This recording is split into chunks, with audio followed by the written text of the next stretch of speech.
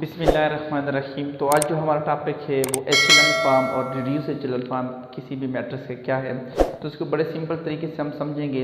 एचेलन में सिर्फ दो चीज़ों का अपने ख्याल रखना है कि जो लीडिंग एंट्री होती है किसी भी रो में, लीडिंग एंट्री उससे पहले ज़ीरो की तादाद ज़्यादा होती जानी चाहिए। मतलब अगर लीडिंग एंट्री है उसमें एक ज़ीरो पहले है तो उससे नेक्स्ट रो में ज़ीरो दो होने चाहिए, उससे नेक्स्ट में ज़ीरो की तादाद तीन होनी चाहिए लीडिंग एंट्री से पहले। तो पहले तो ये समझते हैं कि लीडिंग एंट्री क्या चीज़ है। लीडिंग एंट्री किसी भी रो की पहली नॉन ज़ीरो जो एंट्री होती है वो लीडिंग एंट्री कहलाती है। जैसे कि एक एग्जांपल हम ले लेते हैं। फॉर एग्जांपल मैं एक मैट्रिक्स लेता हूँ आपके पास 1 2 3 0 4 5 0 0 6। तो अब इसमें सबसे पहले ये समझे कि लीडिंग एंट्री किसी भी रो में, देखिए यहाँ से मैं आ रहा हूँ इस रो में, सबसे पहले जो नॉन ज़ीरो वैल्यू है वो 1 है, मतलब जो ज़ीरो ना हो तो 1 लीडिंग एंट्री है। यहाँ पे 4 लीडिंग एंट्री है, यहाँ पे क्या है 6 लीडिंग एंट्री है। फर्स्ट नॉन ज़ीरो जो वैल्यू होती है इस पहली रो की 1 है। तो हम ये कह रहे हैं कि एचेलन फॉर्म वो है कि आपके पास जो लीडिंग एंट्री होती है उससे पहले ज़ीरो की तादाद बढ़ती रहनी चाहिए। तो यहाँ पे लीडिंग एंट्री से पहले कोई ज़ीरो नहीं है, यहाँ पे लीडिंग एंट्री से पहले एक ज़ीरो है और यहाँ पे लीडिंग एंट्री से पहले दो ज़ीरो है। तो इसका मतलब है ये एचेलन फॉर्म है, यानी कि हर लीडिंग एंट्री से पहले ज़ीरो की तादाद बढ़ रही है। इस तरह एक और एग्जांपल देख लेते हैं। For example 0 1 2 0 0 3 0 0 0। अब ये भी हमारे पास एचेलन फॉर्म है। देखिए यहाँ से जब हम आएंगे तो लीडिंग एंट्री क्या है, सबसे पहले 1 नॉन ज़ीरो है और इसकी लीडिंग एंट्री क्या है 3 है। तो यहाँ पे 1 से पहले एक ज़ीरो है, तो नेक्स्ट जो लीडिंग एंट्री है उससे पहले दो ज़ीरो होने चाहिए, 2 है, और उसके बाद नेक्स्ट जो है हमारे पास लीडिंग एंट्री है ही नहीं। तो ये भी क्या है एचेलन फॉर्म है। अब इसका एक और एग्जाम्पल ले लेते हैं जो कि देखिए 0 4 5 और 0 2 0 सपोज और 0 0 3। अब इसको ज़रा समझे कि लीडिंग एंट्री यहाँ से क्या है 4 है, यहाँ से लीडिंग एंट्री क्या है 2 है, यहाँ से लीडिंग एंट्री क्या है 3 है। तो ये क्या एचेलन फॉर्म है? तो आंसर इज़ नो, ये एचेलन फॉर्म नहीं है, क्योंकि ये देखिए ज़ीरो लीडिंग एंट्री से पहले एक ज़ीरो था, यहाँ भी लीडिंग एंट्री से पहले दो ज़ीरो होने चाहिए, उसके बाद बेशक ज़ीरो है, इसका मतलब ये एचेलन नहीं है। इस लीडिंग एंट्री से पहले दो ज़ीरो होने चाहिए थे और उससे नेक्स्ट में अगर आप देखें तो उधर भी दो, यानी कि यहाँ पे एक था, यहाँ पे दो है। तो ये अगर सिर्फ हम कह दें, यहाँ से ही हमें पता चल गया कि ये एचेलन फॉर्म नहीं है। क्यों? क्योंकि जो यहाँ पे एक ज़ीरो था तो यहाँ पे दो ज़ीरो होने चाहिए थे और इसमें फिर 3 होने चाहिए थे।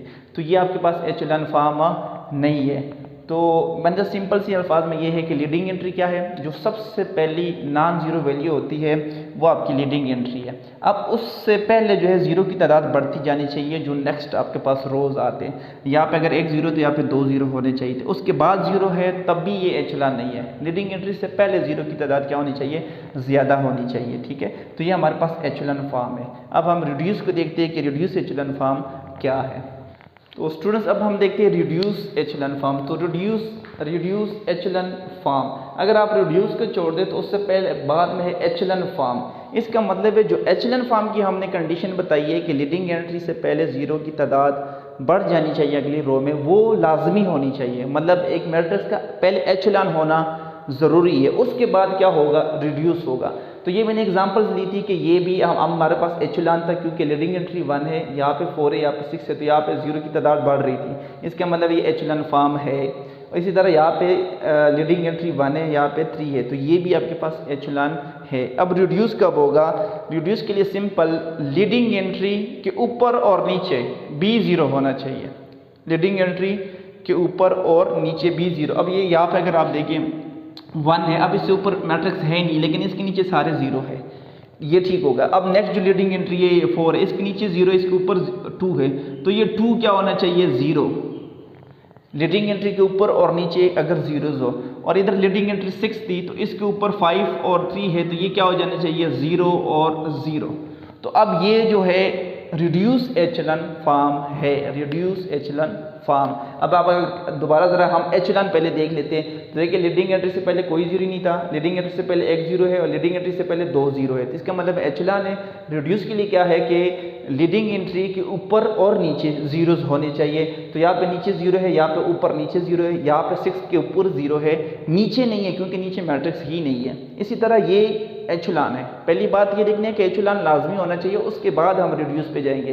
तो ये बिल्कुल एचुलान है। आप इसको रिड्यूस के लिए ये यहाँ पे तो लीडिंग एंट्री 3 नहीं, सारे जीरो है। यहाँ पे लीडिंग एंट्री है तो यहाँ पे 2 जीरो नीचे, ये लीडिंग एंट्री है और यहाँ पे जीरो है। एक ही चीज़ बच जाती है कि जो ऊपर वाला 2 है इसको भी हम क्या करेंगे, ज़ीरो करेंगे, तो ये हमारे पास रिड्यूस एचेलॉन फॉर्म बन जाती है। ठीक है, तो बड़ा सिंपल सा ये कंसेप्ट है कि पहले एचेलॉन फॉर्म होना चाहिए, वो मैंने आपको बता दिया कैसे होता है। फिर जो लीडिंग एंट्री है उसके ऊपर और नीचे क्या होना चाहिए, जीरोज होना चाहिए। अब एक आसान सा जो और एक टोटका है वो आप समझें कि एचेलॉन में जो है आप ये कह सकते हो कि डायगोनल्स पे वैल्यूज़ होनी चाहिए, ऐसे जैसे कि ये देखिए 0 0 यहाँ पे आप कर दो 3, तो ये आप देखिए यानी कि इस डायगोनल से नीचे अगर जीरोज़ है तो ये एचेलॉन है। सिंपल सी बात है, डायगोनल से नीचे अगर जीरोज़ है तो ये क्या है, एचेलॉन है, जिसको हम लोअर ट्रायंगल भी बोलते हैं। और अगर ऊपर वाले भी ज़ीरो हो जाए, जैसे कि ये देखिए 1 0 0 0 2 0 0 0 3,